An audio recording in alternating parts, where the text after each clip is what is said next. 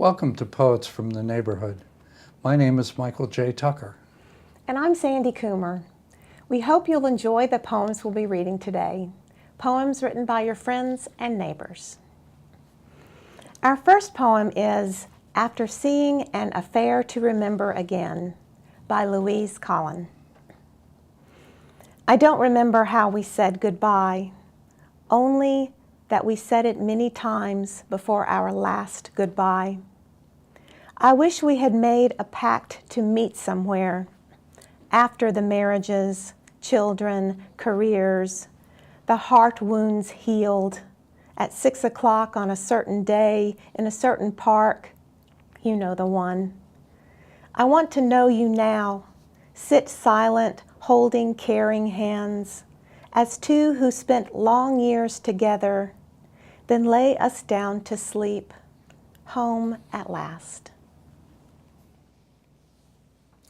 The Apple by Mary Lane. I picked an apple from a tree, a bright red apple, round and sweet. I placed it on my counter and planned its use. Perhaps I'll slice it thinly and share it with a neighbor on my east. We will sit together on my porch and talk of ball games and gardens. Perhaps I'll cut it into chunks and wrap it in pastry from the store and make 2 tiny apple pies with cinnamon and brown sugar and share them with a neighbor on my west.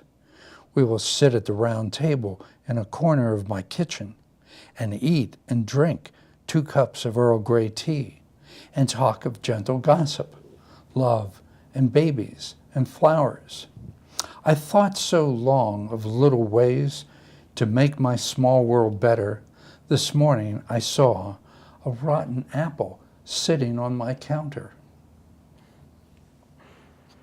I Am Not That Orange by Catherine Moore.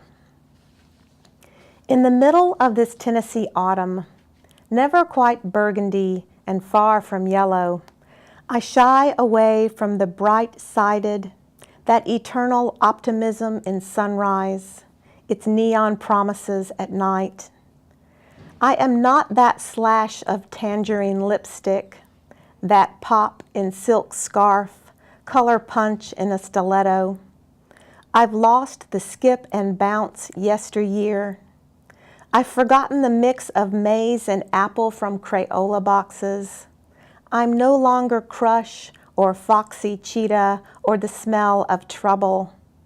I am empty candy wrapper, lost penny, a fallen peel, shuffled, unraveled, collected, linted, ink-pocked, life soil at the dark leather bottom of my satchel.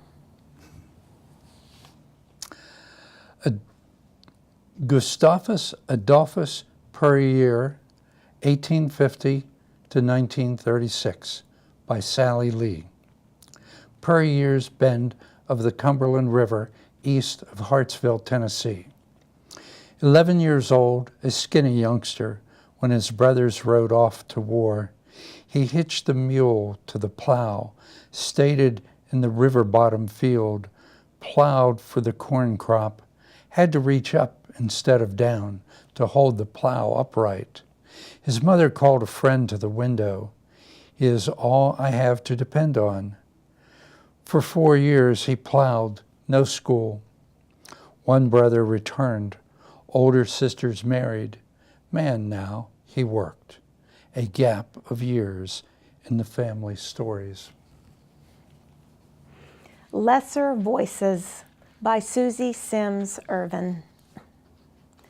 Those of us who can add little significance to the ongoing discussion push our precious pebbles to the edge, reach beyond ourselves to drop them one by one into an already voluminous sea of existing solutions.